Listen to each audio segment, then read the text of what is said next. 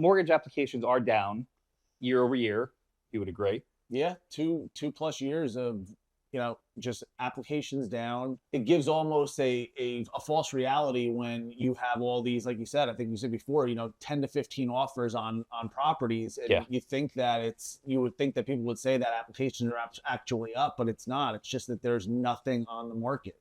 So the inventory is actually that tight, even though, I mean, I don't know the exact numbers for mortgage applications this time of year where they should be historically.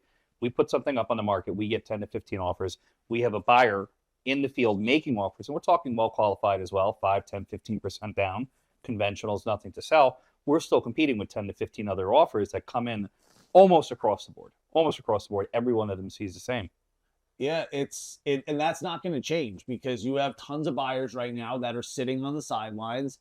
We have more, I think, coming into the market, coming back into the market than we did prior, because I think that you can't wait it out that much longer. I think that people that were saying, I'm going to wait it out for a year or 2 years, life goes on. I think anybody can wait out a scenario for a year or so, but I think that a lot of people have reached that breaking point where they either now, it's not even about downsizing, let's say, right? And I know that you experience this. It's not even about the downsizing anymore and maybe not making sense financially. Yeah. It's more that they don't need that big property and they can't actually do it. So those people are putting homes on the market now finally, or hopefully they will continue to.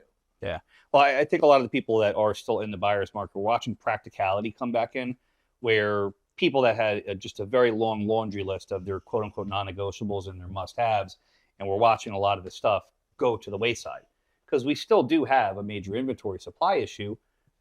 People that are locked in at 2.5% and 3%, they're not selling and their houses are still appreciating. Why would you want to lose your 4 or 5 bedroom house to downsize when it's gaining value yeah, okay, great. You're not using all the bedrooms.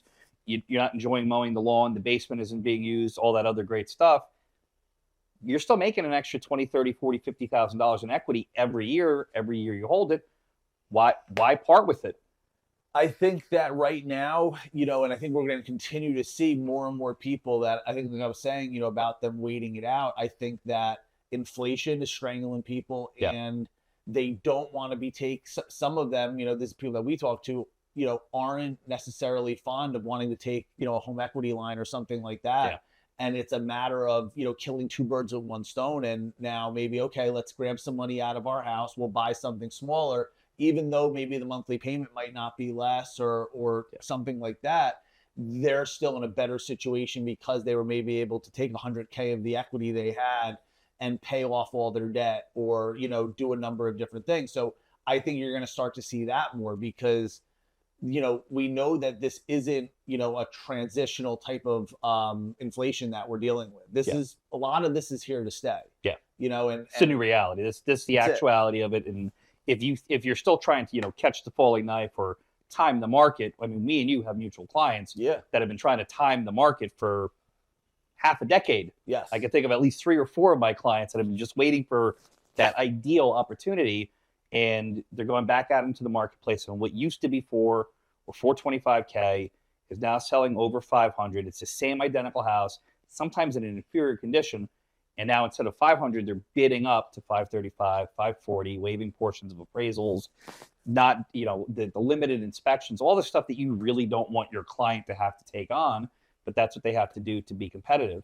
And, to your point about this is the reality, I don't see a fix coming in the near future unless, we can only speak, I try to only speak regionally in New Jersey. It is, for the most part, outside of Hudson and Atlantic counties, the market is pretty interchangeable. There's like a couple spots. Like, okay, Montclair is weird. Maplewood is weird. But Montclair's always been that way. Always has been. Yeah, it's just a very strange market. Over asking in 2016. And it's a bat of the eye. That's what it took for you to buy in that neighborhood.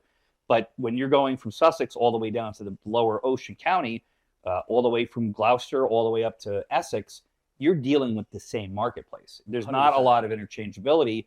The reality is reality. Well, the areas that people used to go to in New Jersey to escape that higher price is getting further and further and further away. Sure. I think we talked about it, that, Monmouth County, for example, you used to have people, go to a place like Howell. Yeah. Or, the Millstone, Tom's River. that little bit, sure. Ocean, exactly same thing. Now it's gone further and further because most people that, even if they are working in the city, a lot of them are only going 3 days a week or 2 times a week. once They're a getting week remote or packages. 3 times a month. So, now it makes more sense that, hey, I want to live down the shore, and that makes more sense to me. So it's the affordability in New Jersey specifically is not going to change. Yeah. There's a very good chance that we never see prices ever go in reverse in our lifetime, possibly. Do we see a pause? Very likely. That's always going to be something that can happen. But the inventory is not really a fixable thing. There's not a lot of space to build new on top of that. You have to knock something down to build it generally. Basically, the zoning laws are literally dictating that if you're going to build new, you need a half an acre, and it's got to be a minimum of 2,500 square feet. That's not a starter home. No, it's not to me. That home in a lot of areas in central New Jersey used to be new construction between under 600,000. It was a high over 800,000. Yeah, it was a luxury item. It was a luxury item 2015. It was a luxury item in 2018. It's still a luxury item, and the days of a 3-bedroom, 2-bath ranch getting built, those are long gone. They're not doing it anymore. I know, obviously, the people that legislate and keep the zoning laws as restrictive as possible, they're homeowners, they're landowners, and they don't want to see their investments dilute. So they make it very, very difficult. There's just, again, you have to buy something to knock it down. And then when you're rebuilding to make that investment make sense, I mean, me and you are pursuing something right now. We have to knock it down, and we have to rebuild the whole thing to fit in with the rest of the neighborhood.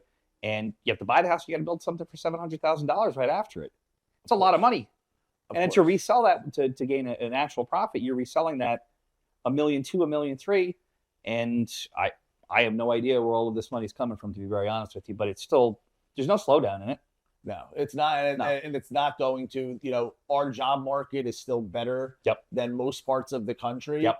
It's still going to, people are going to still make more money living in this area than you will in other areas where that cost of living is obviously lower. But well, you remember the big escape used to be people hopping over the border to get to Pennsylvania. Yeah. Whenever they were starting to get priced out, I remember I used to have buyers that were working in West Jersey, up and down the Water Gap, down outside of Philadelphia, the Trenton area, Bordentown, things like that. And as that started to rise, people were like, all right, well, we're just going to move over to Pennsylvania.